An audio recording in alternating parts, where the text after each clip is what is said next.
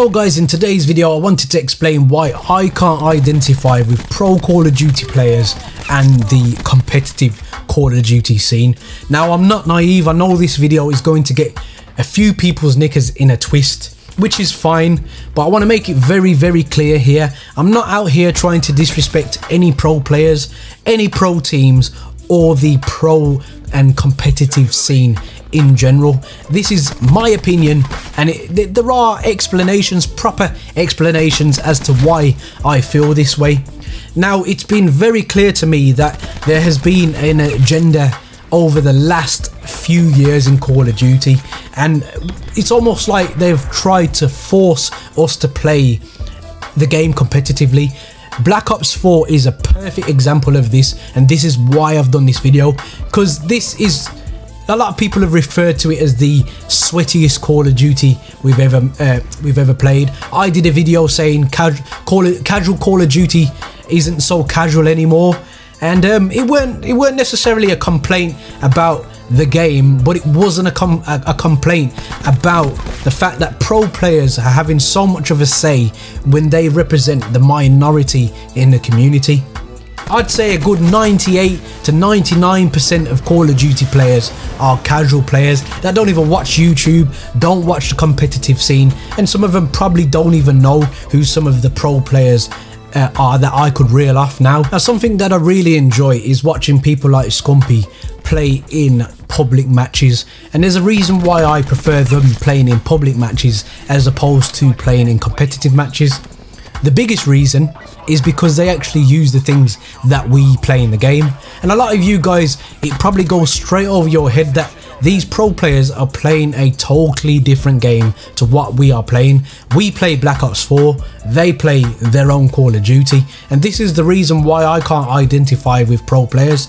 The perfect example I can give you is Rainbow Six Siege. Now, I've always had a degree of love for this particular game, and I wish I did put more time in, but it's been pretty difficult running a Call of Duty channel and then trying to upload Rainbow Six Siege, which needs all your divided time and attention just because of how much depth there is to that game. The learning curve is beyond anything I've ever experienced. And with the Rainbow Six Siege community, the casual player, the ranked player, is playing the same build of the game as their favourite pros.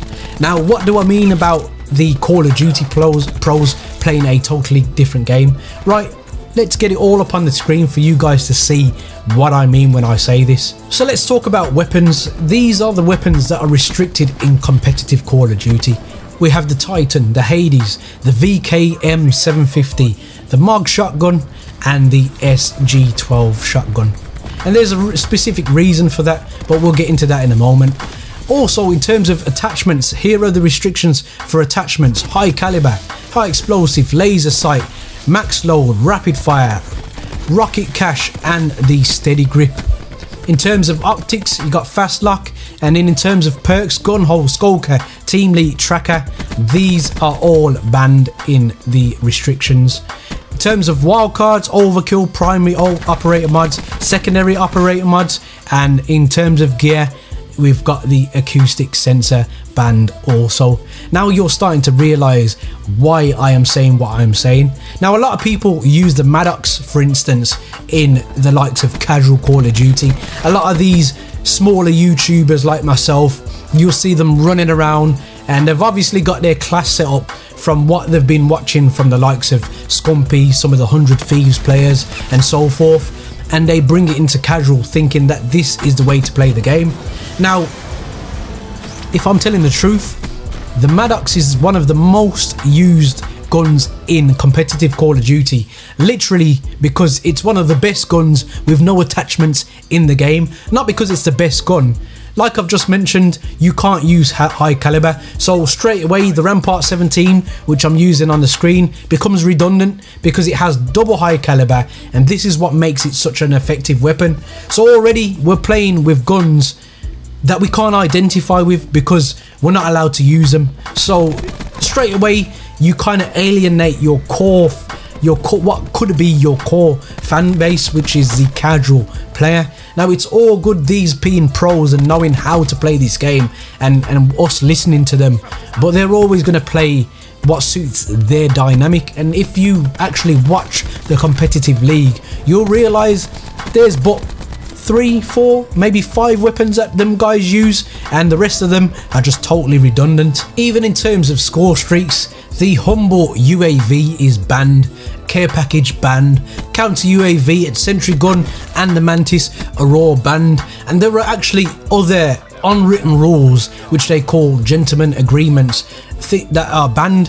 Things like Torque's barricade, apparently it's just not competitive, so these are things that they won't use in the Call of Duty that we're supposed to identify with. So this is why I believe I can't identify with pro Call of Duty players when they are playing competitive Call of Duty, and why I can't identify with competitive Call of Duty in general. I mean, let's take it out of Call of Duty for a second to give a better understanding as to what I'm trying to say. Ronaldinho is one of my favourite footballers of all time, purely because of his tricks, and he was the type of footballer that I would try and emulate on the pitch. I would do little things that I've seen from him. I would practice little things I've seen from him because I wanted to be like him. But he still played football the same way I played football. He used the same type of football on the same type of pitch with the same type of football boots. There was no difference in what he done. The only being is he was a professional and he was somebody I looked up to. Now, in terms of Call of Duty, I can't emulate my favourite players in the pro scene because some of them don't even use the same gun that I like to use. Whereas if I had somebody that was in the pro scene that used my gun, my favourite gun, I would emulate them, wouldn't I? It would make more sense to look at a pro player who uses my setup and trying to adapt it around what they've done. That would make more sense. So it's just a real struggle for me to understand how Call of Duty and Activision wants to make this COD World League bigger and competitive Call of Duty bigger if the vast majority of your consumer doesn't play the game the same way your pros play it. And this is something that they're going to have to work on if they really want competitive Call of Duty and pro Call of Duty to blow up. It's really why Rainbow Six Siege has done so well over a 3-year period, because it's a game that you as a bog standard guy that's never played the game before can jump on and play it the same way the pros have played it. So if you're inspired by watching a pro and you see that, you can go on the game and try and emulate exactly what they've done. How they're going to do this, I don't know, because the game is very much set up for randomized kills now to give people participation medals so they can feel involved in this game, which is it's really been to the detriment of everybody, including Activision, in my opinion. And it's something that I hope that they start retracting from the game and just bringing it back to what it used to be. If you are a good player, a dominant player, you should be rewarded. And these are the things that you can't if you're trying to promote certain things and you want to promote your World League, then you have to promote that it is healthy to be a better player, and a better player should be rewarded in this game. So take out all the randomized nonsense, start with the specialists. I'm hoping the next Call of Duty that we do get just doesn't have them at all. It would be a godsend in my personal opinion.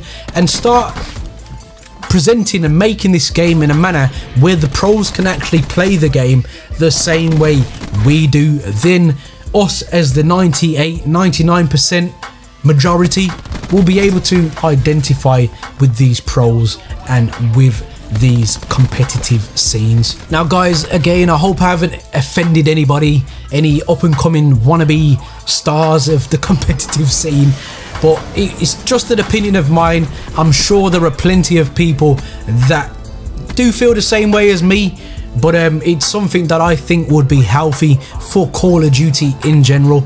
Stop these pros making decisions if they're not going to play the same build of the game as us, and bring them into the same circle as us, and maybe we will appreciate them more. It's no secret why the likes of Korean Savage are doing so well on YouTube right now. He's just hit 1 million subscribers. It's because he plays the same build as the game as we do, and that's why we can identify with him. And it's exactly why Nadeshot turned around to Scumpy and says, give up competitive and pub stomp. I rest my case. Guys, there are many buttons you could hit, but a like and subscribe button, I hope they took your fancy. And as always guys, don't forget to stay on the right track. Peace.